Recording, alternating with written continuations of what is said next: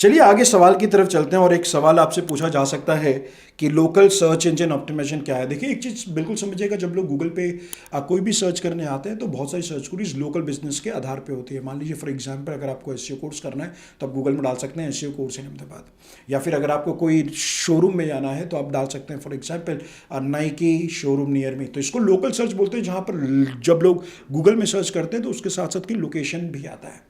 और यहाँ पर अगर आप ध्यान से देखेंगे तो गूगल आपको कहीं ना कहीं ऑर्गेनिक रिजल्ट के साथ साथ गूगल लिस्टिंग भी आपको बताता है, जहाँ पर आपको इमेज दिखता है, डिस्क्रिप्शन दिखता है, रेटिंग और रिव्यूज़ दिखते हैं। ये बहुत इंपॉर्टेंट है और इसलिए आपको पक्का करना पड़ेगा कि गूगल माई बिजनेस में अपने बिजनेस को लिस्ट करना होगा, जिससे गूगल आपकी वेबसाइट को वहाँ पर जब लोग सर्च कर रहे हैं तो वहाँ पर आपको दिखाई दे सकता है। लोकल पैक्स बोला जाता है उसको, जहाँ पर दिखाई दे सकता है। सो लोकल पैक इसलिए इंपॉर्टेंट है क्योंकि जब लोग गूगल में बिजनेस को सर्च करते हैं और आपका बिजनेस अगर लोकल पैक में दिखता है तो लोग सीधे वहीं से आपको कॉल कर सकते हैं, आपके रिव्यूज़ और रेटिंग देख सकते हैं, आपकी फ़ोटोज़ आपको देख सकते हैं और वो आपके स्टोर पर सीधे डायरेक्टली आ सकते हैं। और मैं आप सभी को बता देता हूं कि गूगल इस चीज़ का रिपोर्ट हर महीने दिखाता है। तो एज एन बिजनेस ओनर मुझे पता चलता है कि कितने सर्च टर्म्स में मेरा वेबसाइट मेरा दिख रहा है, लोकल बिजनेस मेरा दिख रहा है, और कितने लोगों ने मुझे कॉल किए और कितने लोगों ने फॉर्म भरा और कितने लोग मेरे यहाँ पर आए। तो तमाम चीज़ें आप देख सकते हैं, फ़ोटोज़ भी देख सकते हैं। गूगल बताता है आपको कि आप जब फ़ोटोज़ अपलोड कर रहे हैं तो कितने कितने फ़ोटोज़ लोगों ने देखे हैं। तो कहीं ना कहीं बहुत इंपॉर्टेंट हो जाता है local search engine optimisation.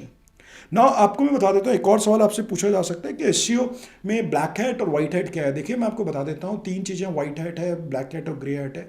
White hat का मतलब है कि गूगल की अपनी गाइडलाइंस हैं। गूगल आपको बोलता है कि देखो वेबसाइट में इन इन चीज़ों का ध्यान देना है, और अगर आप गूगल की गाइडलाइंस का आप ध्यान दे रहे हैं तो कहीं ना कहीं आप वाइट हैट टेक्निक का इस्तेमाल कर रहे हैं, जहाँ पर आप ऑर्गेनिकली गूगल के पहले पन्ने पे दिखना चाहते हैं ना। दूसरा मैं आपको बता दूं, ब्लैक हैट टेक्निक का मतलब वो टेक्निक्स होती है जिसमें हम कहीं ना कहीं गूगल के रिजल्ट्स को हम लोग मैनिपुलेट करने की कोशिश करते हैं, ताकि हम गूगल ज़बरदस्ती मैनिपुलेट करने की कोशिश करते हैं जिसके कारण हम गूगल में आ सकेंगे। तो ध्यान रखना कि वाइट हैट टेक्निक बहुत इंपॉर्टेंट है। गूगल काफ़ी समझदार हो चुका है, गूगल जानता है आपकी वेबसाइट के बारे में क्या क्या है।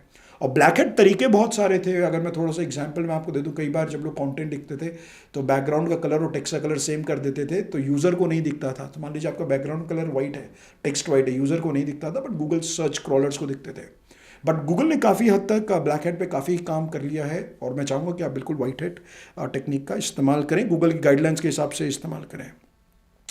एक और सवाल आपसे पूछा जाएगा कि बैकलिंक क्या होता है। तो मैं आपको बता देता हूँ, जैसे हम लोग काफ़ी सालों से बैकलिंक बना रहे हैं, बड़ी बड़ी साइट से बैकलिंक ला रहे हैं। बैकलिंक आपकी वेबसाइट में वो लिंक्स हैं, जब किसी दूसरी वेबसाइट से आपकी वेबसाइट की तरफ लिंक आता है उसको हम बैकलिंक बोलते हैं, और ये एंकर से कनेक्टेड होता है, इसको हम बैकलिंक बोलते हैं। बैकलिंक अलग अलग टाइप की होती है, ध्यान रखिएगा। जब हम किसी वेबसाइट से बैकलिंक लेते हैं तो गूगल कहीं ना कहीं उसको एज अ वोट जैसा दिखाई देता है। जितनी अच्छी साइट होगी उतना अच्छा रिजल्ट्स मिलने की संभावनाएं बहुत बढ़ जाती हैं। तो बैकलिंक कहीं ना कहीं बहुत इंपॉर्टेंट पार्ट है जिस पर आपको ध्यान देना पड़ेगा।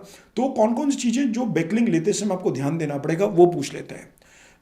इसमें बहुत इंपॉर्टेंट है कि उस वेबसाइट का ऑर्गेनिक ट्रैफिक बहुत इंपॉर्टेंट है। अब आप कौन सी वेबसाइट से बैकलिंक ले रहे हैं, आप 1000 जिनका ऑर्गेनिक ट्रैफिक है, जिनका 50,000 ट्रैफिक है, ये एक बड़ा अंतर हो सकता है। दूसरा बहुत इंपॉर्टेंट है रिलेवेंसी, तो आप किस वेबसाइट से आप ले रहे हैं, क्या वो वेबसाइट आपकी इंडस्ट्री से रिलेवेंट है। तीसरा मुझे बहुत इंपॉर्टेंट लगता है कि उसका स्पैम स्कोर क्या है। सो अगर आप मॉज जैसी वेबसाइट में जाएँ तो आपको बताता है कि वो वेबसाइट का बैकलिंक का स्पैम स्कोर कितना है। तो जनरली 1 से 5% के आसपास कंसिडर किया जा सकता है। मॉज में जाके देखा जा सकता है, जहाँ पर हर एक बैकलिंक का आपको पता चल सकता है कौन से बैकलिंक के कितने स्पैम स्कोर्स हैं। तो ये 3-4 चीज़ें। डीआर भी बहुत इंपॉर्टेंट है, इंडस्ट्री में डीआर बहुत चलता है, विच इज़ डोमेन रेटिंग, जो एचरेफ्स आपको दे रहा है। इसके साथ साथ पेज अथॉरिटी बहुत इंपॉर्टेंट है, जो मॉज आपको दे रहा है, डोमेन अथॉरिटी और पेज अथॉरिटी। इन तमाम चीज़ों को देखा जा सकता है। बैकलिंक पे सवाल आपसे काफ़ी सारे पूछे जा सकते हैं। आपसे पूछा जा सकता है कि बैकलिंक आपने कितने बनाए हैं और कहाँ कहाँ से बैकलिंक बन सकते हैं। ना इंटरनल लिंकिंग क्या है। देखिए बहुत इंपॉर्टेंट है कि जब यूज़र के एक्सपीरियंस को बेटर करने की बात आती है तो कहीं ना कहीं इंटरनल लिंक बहुत इंपॉर्टेंट है, और मुझे लगता है इंटरनल लिंक ऑप्टिमाइजेशन बहुत इंपॉर्टेंट है, जहाँ पर आप गूगल को बताते हैं, यूज़र को बताते हैं कि आपके पेजेस इंटरनली कैसे कनेक्टेड हैं। आपकी वेबसाइट के अंदर जितने अंदर के लिंक्स हैं वो सारे के सारे इंटरनल लिंक कहलाते हैं, और इंटरनल लिंक बहुत इंपॉर्टेंट रोल अदा करता है यूज़र एक्सपीरियंस में। मान लीजिए आप एक मॉल में जा रहे हैं और मॉल में अंदर घुस रहे हैं, तो आप देखिए उसमें कितने अच्छे तरीके से बनाया रहता है ताकि आप जिस शॉप में जाएं बड़े आसानी से आप नेविगेट कर पाएँ। तो इंटरनल लिंक कहीं ना कहीं मदद करता है। अब बहुत इंपॉर्टेंट गूगल को बताने के लिए आपका वेबसाइट किस तरीके से कनेक्टेड है, आपका वेबसाइट का हायरार्की क्या है, स्ट्रक्चर क्या है। दूसरा इंटरनल लिंक आपको मदद कर सकता है पेज टाइम को बढ़ाने में, which is something which is very important. So आपको कहीं ना कहीं इंटरनल लिंक्स पे ध्यान देना होगा, और इंटरनल लिंक में जो एंकर्स आ रहे हैं वो भी बहुत इंपॉर्टेंट हो सकते हैं। हालांकि इस पर एक बड़ा एक अच्छा वीडियो बनाया जा सकता है कि किस तरह से इंटरनल लिंक को ऑप्टिमाइज करना चाहिए, बट इंटरनल लिंक बहुत ज़्यादा इंपॉर्टेंट हो सकते हैं। आपसे पूछा जा सकता है, नेक्स्ट सवाल पूछा जा सकता है कि वेबसाइट में एक्सटर्नल लिंक क्या होती है। एक्सटर्नल लिंक का मतलब है कि मेरी वेबसाइट से किसी दूसरी वेबसाइट पे आ रहा है तो एक्सटर्नल लिंक है। सो अगर आप देखेंगे किसी भी वेबसाइट में आप चले जाएं तो फेसबुक आइकन आपको दिखता है। सो अगर आप फेसबुक आइकन पे क्लिक करेंगे तो आप अपनी वेबसाइट से किसी दूसरी वेबसाइट में चले जाएंगे, इसको हम एक्सटर्नल लिंक बोलते हैं। एक्सटर्नल लिंक भी बहुत इंपॉर्टेंट है क्योंकि गूगल के क्रॉलर जो वेबसाइट को क्रॉल करते हैं ना, तो एक्सटर्नल वो देखते हैं कि हमारी वेबसाइट किन किन दूसरी वेबसाइट से कनेक्टेड है। इसका भी आपको ध्यान देना पड़ेगा, क्योंकि अब मान के चलिए कि जब मैं लिंक देता हूं तो बहुत ज़्यादा इंपॉर्टेंट हो जाता है कि मैं किन वेबसाइट के साथ अपनी वेबसाइट को कनेक्ट कर रहा हूँ। तो आप पक्का करें जब भी एक्सटर्नल लिंक तो बहुत ध्यानपूर्वक दें एक्सटर्नल लिंक। हर किसी वेबसाइट से देने से पहले आप थोड़ा सा इन्वेस्टिगेशन करना होगा उस वेबसाइट के बारे में, क्योंकि कहीं ना कहीं गूगल के रैंकिंग फैक्टर्स इस बात पे भी निर्भर अच्छी तरह से करते हैं। नेक्स्ट मैं चलता हूं, अगर आपको किसी वेबसाइट का ऑर्गेनिक ट्रैफिक जानना है तो किस तरीके से जान सकते हैं। तो मैं आपको बता दूं कि काफ़ी सारे टूल्स मौजूद हैं जिससे आप ऑर्गेनिक ट्रैफिक आप ढूंढ सकते हैं। नील पटेल का टूल आ रहा है उबेर सजेस्ट, आप उसमें आके किसी भी वेबसाइट का ट्रैफिक आप देख सकते हैं। आप सेमरश पे आप ऑर्गेनिक ट्रैफिक देख सकते हैं, एचरेफ्स पे आप ट्रैफिक देख सकते हैं। ये 3-4 बड़े टूल्स हैं। मॉज में आप देख सकते हैं। तो ये 3-4 बड़े सॉफ्टवेयर हैं जिनका इस्तेमाल एसईओ प्रोफेशनल्स करते हैं वेबसाइट के ट्रैफिक को आइडेंटिफाई करने के लिए। तो आप बिल्कुल इस पे आप काम कर सकते हैं। ये 3-4 टूल्स हैं, बहुत अच्छे हैं। इसके काफ़ी सारे स्पेसिफिकेशंस भी हैं, इनके काफ़ी सारे यूज़ केसेस भी हैं। और मैं बात करूंगा इंटरव्यू सेशन में कि आने वाले क्वेश्चंस में कि किस तरीके से सेमरश आपकी वेबसाइट को ऑप्टिमाइज करने में बड़ी भूमिका अदा कर सकता है। चलते एक और सवाल काफ़ी ज़्यादा पूछा जाता है कि नो फॉलो और डू फॉलो लिंक क्या होता है। तो मैं आपको बता देता हूँ, नो फॉलो लिंक और डू फॉलो लिंक इंपॉर्टेंट है। ये दोनों लिंक मेरे लिए बहुत इंपॉर्टेंट है। अक्सर ज़्यादातर लोग ये मान के चलते हैं कि नहीं फॉलो लिंक ज़्यादा इंपॉर्टेंट है, बट मैं आपको बता दूँ दोनों लिंक्स आपके लिए इंपॉर्टेंट है। मेरे लिए इंपॉर्टेंट है अच्छी वेबसाइट से लिंक लेना। नो फॉलो लिंक का मतलब ये होता है कि जब हम किसी को बैक लिंक देते हैं तो हम कुछ टैग्स का इस्तेमाल करते हैं, जहां पर हम बोलते हैं ये नो फॉलो टैग है, जिसमें जब गूगल हमारी पेज पे आता है तो हम उसको मना करते हैं कि आप इस वेबसाइट को क्रॉल ना करें। और जब रैंकिंग देने की बात है तो मेरा वोट इस वेबसाइट के लिए नहीं है। तो ये कुछ ऐसा है कि आपने लिंक तो दे दिया है, लिंक तो मिल गई है, बट वो रैंकिंग में काम नहीं करने वाली, उसको हम नो फॉलो बोलते हैं। और फॉलो लिंक का मतलब ये कि हम गूगल को बताते हैं गूगल ये लिंक इंपॉर्टेंट है, मैं इसको अपना वोट दे रहा हूँ, मैं इसको अपना लिंक जूस दे रहा हूँ, अथॉरिटी दे रहा हूँ। और कभी भी अगर वेबसाइट को अगर आपको रैंक करना हो तो मेरा वोट बिल्कुल काम कंसिडर कीजिए। तो इसको हम लोग no follow do follow link बोलते हैं। और यहाँ पर एक छोटा सा स्टेटमेंट आता है REL equal to no follow. अगर आपको देखना है तो किसी भी पेज में जाकर के जहाँ से आपको लिंक मिल रही है वहाँ पर राइट क्लिक करके पेज सोर्स में जाके आप इस टैग्स को पता कर सकते हैं।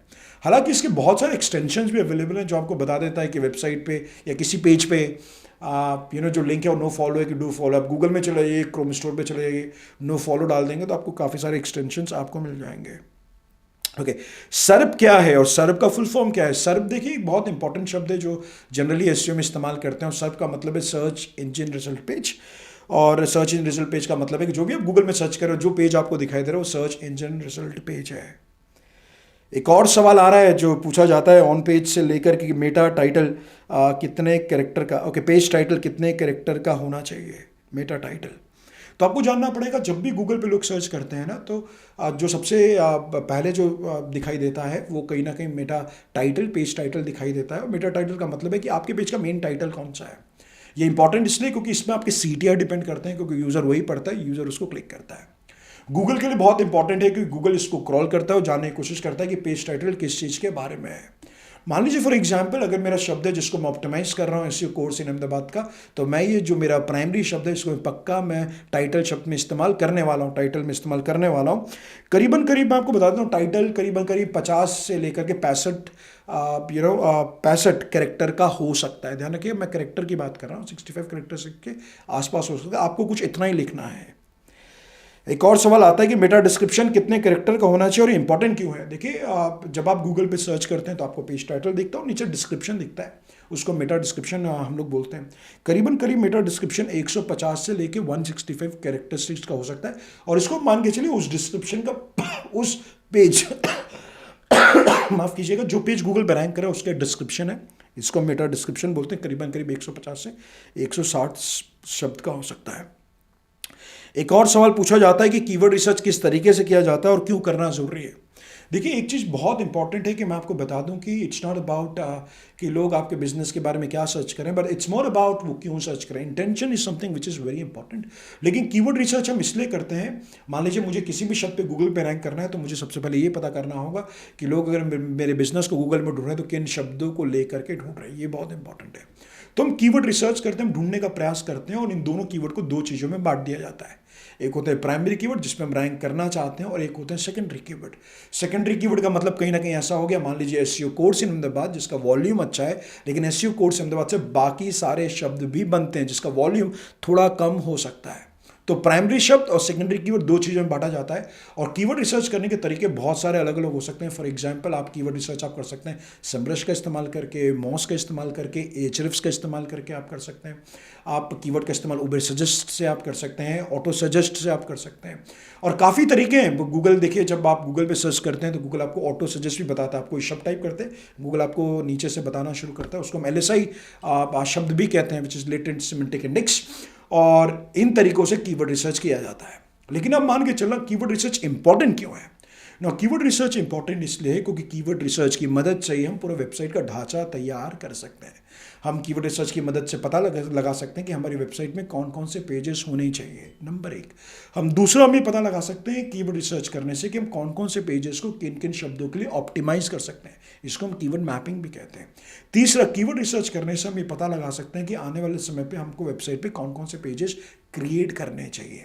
कीवर्ड रिसर्च से हम पता लगा सकते हैं कि वेबसाइट का टॉपिकल अथॉरिटी क्या हो सकता है, किन किन टॉपिक्स पे काम करना चाहिए।